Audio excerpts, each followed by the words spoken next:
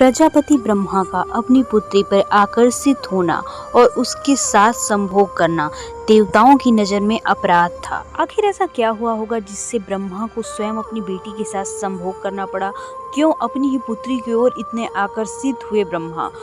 इससे पहले कि आप वीडियो में पूरी तरह से खो जाएं, मेरे चैनल मंदिर मिस्ट्री को सब्सक्राइब कर लीजिए। हिंदू धर्म से जुड़े पौराणिक इतिहास पर नज़र डालें तो ऐसी कहानियां सुनने को मिल जाएंगी जिनसे आप अभी तक वाकिफ नहीं हैं। विस्तृत इतिहास होने की वजह से कुछ घटनाएं छूट जाती हैं तो कुछ नज़रअंदाज कर दी जाती हैं। इन्हीं कहानियों में से एक कहानी सृष्टि के रचयिता ब्रह्मा का अपनी बेटी के साथ विवाह करने की घटना। ये बात तो हम सभी जानते हैं कि त्रिदेव के हाथों में सृष्टि की बागडोर है। ब्रह्मा के पास सृष्टि की रचना का दायित्व, विष्णु के पास संरक्षण और वहीं देवों के देव कहे जाने वाले महादेव को विनाश का जिम्मा सौंपा गया है। इसी विनाश के बाद फिर शुरू हुआ सृजन का चक्र। ब्रह्मा का अपनी बेटी के साथ विवाह करने की इस घटना का उल्लेख सरस्वती पुराण में वर्णित है। सरस्वती पुराण के अनुसार सृष्टि की रचना करने वाले ब्रह्मा ने सीधे अपने वीर से सरस्वती को जन्म दिया था। इसलिए ऐसा कहा जाता है कि सरस्वती की कोई माँ नहीं थी, केवल पिता थे और वो थे ब्रह्मा। सरस्वती को विद्या की देवी कहा जाता है, लेकिन विद्या की ये देवी बेहद खूबसूरत और आकर्षक थी। स्वयं ब्रह्मा भी सरस्वती के आकर्षण में खुद को बचा नहीं पाए। उन्हें अपनी अर्धांगिनी बनाने का विचार करने लगे। सरस्वती ने अपने पति और पिता की इस भावना को भांप कर उनसे बचने के लिए चारों दिशाओं में छिपने का प्रयत्न करने लगी, लेकिन उनका हर प्रयत्न बेकार साबित हुआ। इसलिए विवश होकर उन्हें अपने पिता के साथ विवाह करना पड़ा। ब्रह्मा और सरस्वती करीब 100 वर्षों तक एक जंगल में पति पत्नी की तरह रहे। इन दोनों से एक पुत्र उत्पन्न हुआ जिसका नाम रखा गया था स्वयंभू मनु। इसके उल्टा मत्स्य पुराण के अनुसार ब्रह्मा के 5 सिर थे। कहा जाता है कि जब ब्रह्मा ने सृष्टि की रचना की तो वो इस ब्रह्मांड में अकेले थे।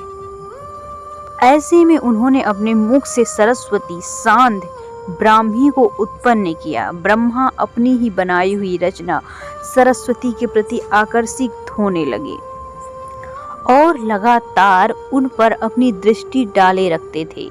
ब्रह्मा की दृष्टि से बचने के लिए सरस्वती चारों दिशाओं में छिपती रहती थी, लेकिन वह उनसे बच नहीं पाई।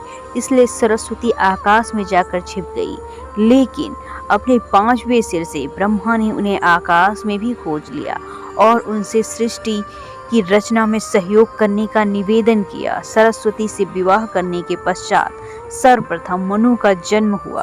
ब्रह्मा और सरस्वती की ये संतान मनु को पृथ्वी पर जन्म लेने वाला पहला मानव कहा गया। इसके अलावा मनु को वेदों, सनातन धर्म और संस्कृत समेत समस्त भाषाओं का जनक भी कहा जाता है। प्रजापति ब्रह्मा का अपनी पुत्री के प्रति आकर्षित होना और उसके साथ संभोग करना अन्य सभी देवताओं की नजरों में अपराध था।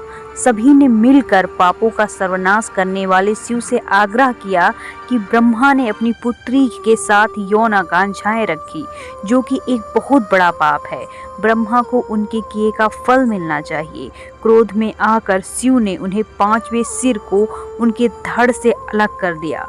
शिव पुराण के अनुसार ब्रह्मा के सर्वप्रथम 5 सिर थे, लेकिन जब 5वें सिर से उन्होंने सरस्वती, जो कि उनकी पुत्री थी, उनके साथ संभोग करने के लिए कहा कि तुम्हारा ये मुंह हमेशा अपवित्र बातें ही करता है, जिसकी वजह से आप भी विपरीत ही सोचते हैं। इसी घटना के बाद एक बार भगवान शिव अपनी अर्धांगिनी पार्वती को ढूंढते हुए ब्रह्मा के पास पहुंचे तो 5वें सिर को छोड़कर उनके अन्य सभी मुखों ने उनका अभिवादन किया, जबकि 5वें मुख में अमंगल आवाजें निकलनी शुरू कर दी।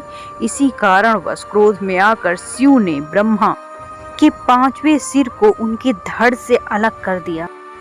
डियर व्यूअर्स, ये रहा आज का वीडियो। कैसा लगा कमेंट सेक्शन में ज़रूर बताइएगा और प्लीज़ चैनल को सब्सक्राइब कर लीजिए, वीडियो को लाइक कर दीजिए और जितना हो सके इस वीडियो को अपने दोस्तों और रिश्तेदारों में शेयर कर दीजिए। Thanks for watching. फिर मिलेंगे नए एपिसोड में, तब तक के लिए अपना ख्याल रखिए। Bye bye, take